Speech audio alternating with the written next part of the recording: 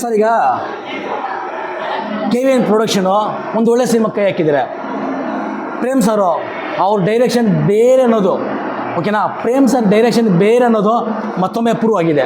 ಯಾಕಂತ ಕೇಳಿದ್ರೆ ಪ್ರೇಮ್ ಸಾರು ಯಾವುದೇ ಸಿನಿಮಾ ಮಾಡಲಿ ಒಂದು ಫ್ಯಾಮಿಲಿ ಸೆಂಟಿಮೆಂಟ್ ಇರ್ತಾರೆ, ಹೆಚ್ಚಾಗಿ ಮದರ್ ಸೆಂಟಿಮೆಂಟ್ ಇರ್ತಾರೆ. ಇದರಲ್ಲಿ ಬ್ರದರ್ ಸೆಂಟಿಮೆಂಟ್ ಇಟ್ಟವ್ರೆ, ಕೆಲವು ಸೀನಲ್ಲಿ ಅಳು ಬರುತ್ತೆ ಓಕೆನಾ.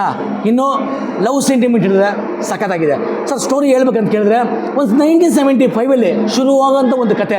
ಏನು ಒಂದು ಅಂಡರ್ವರ್ಲ್ಡ್ ಡಾನು, ಆ ಡಾನ್ನ ಒಂದು ಫ್ಯಾಮಿಲಿ ರಕ್ಷಣೆಗೋಸ್ಕರ ಒಂದು ಸಾಮಾನ್ಯ ವ್ಯಕ್ತಿ ಎದುರಾಕೊಂಡ್ರೆ ಯಾವ ಥರ ಇರುತ್ತೆ ಅನ್ನೋದನ್ನ ಪ್ರೇಮ್ ಸರ್ ಡೈರೆಕ್ಷನ್ ಮಾಡಿದ್ದಾರೆ.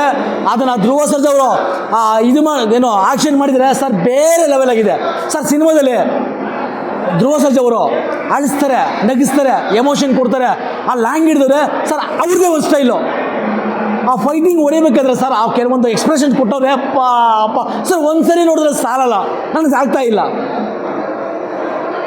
ಈ ಸಿನಿಮಾದಲ್ಲಿ ಅವ್ರು ಹೈಲೈಟ್ ಆಗ್ತಾರೆ. ಸೊ ಈ ಒಂದು ಆ ಸಿನಿಮಾ ನೋಡಿದ್ಮೇಲೆ ಅವ್ರನ್ನ ಆ್ಯಕ್ಷನ್ ಪ್ರಿನ್ಸ್ ಅಂತ ಕರೆಯೋಕ್ಕೆ ಇಷ್ಟ ಬರಲ್ಲ. ಯಾಕೆ ಗೊತ್ತಾ, action tiger, action lion change sir ಹೆಸರು. ಡೆವಲಪ್ಮೆಂಟ್ ಆಗಬೇಕು. ಅದು ಇತ್ತು ಅದ್ದೂರಿ ಬಹುದೂರಿ ಟೈಮಲ್ಲಿ, ಇವಾಗೂ ಅದೇನಾ. ಆ್ಯಕ್ಷನ್ ನೋಡಿ ಸರ್, ಅವರ ಆ ಬಾಡಿ ಲ್ಯಾಂಗ್ವೇಜು, ಅವರ ಏರ್ ಸ್ಟೈಲು ಸರ್, ಸಿಂಪಲಾಗಿ ಪ್ಯಾರಾಗನ್ ಹಾಕೊಂಡಿಲ್ಲ ಅಷ್ಟೇ, ಚಪ್ಪಲಿ ಓಕೆ, ನಾರ್ಮಲ್ ಶರ್ಟು ಪ್ಯಾಂಟ್ ಅಷ್ಟೇ.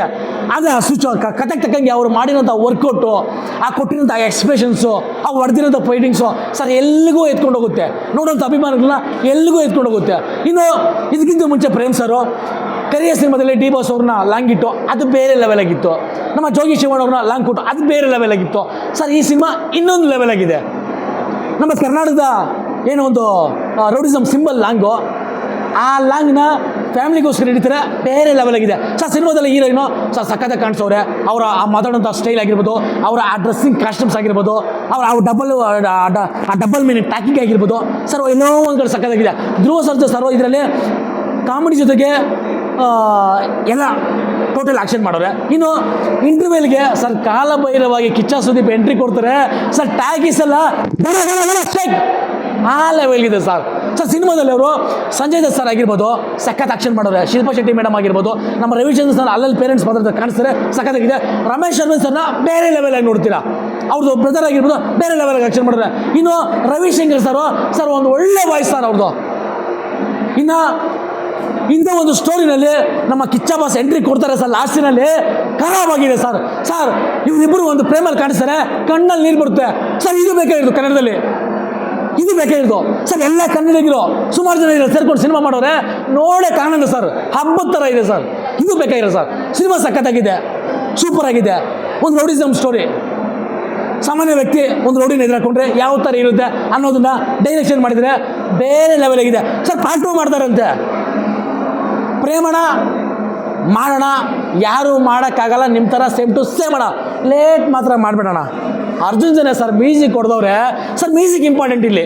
ಆ ಸಾಂಗ್ಸು, ಅದಕ್ಕೆ ಬರ್ತಿರೋ ಪದಗಳು, ಆ ಲೊಕೇಶನ್ಸು, ಆ ಡ್ಯಾನ್ಸಿಂಗು ಖರಾಬಾಗಿದೆ ಸರ್. ಸರ್ ಡೈಲಾಗ್ ಇದೆ ಅಣ್ಣ, ಫಸ್ಟ್ ಟೈಮ್ ಮಚ್ಚಿಡ್ದಿದೆ, ಅಪ್ಪಿ ತಪ್ಪಿ ಕೈಯ ಕಾಲ ಹೋಗಿ ಜೀವ ಉಳಿಸಿಬಿಟ್ಟೆ, ನಿಮ್ಮ ಎತ್ತೊಳಗ ತಪ್ಪಾಗಿದೆ ಅಂತ ಹೇಳ್ಬಿಡೋಣ ಅಂತಾನೆ. ಸಾಕಾದಾಗಿದೆ. ಸೀನಿಗೆ ತಕ್ಕಂಗೆ ಆ ಡೈಲಾಗ್ಸ್ ಆಗಿರ್ಬೋದು, ಆ ಸಾಂಗ್ಸ್ ಆಗಿರ್ಬೋದು, ಸ್ಟೋರಿನ ಎಲ್ಲಿಗೂ ಎತ್ಕೊಂಡು ಹೋಗುತ್ತೆ. Super sir.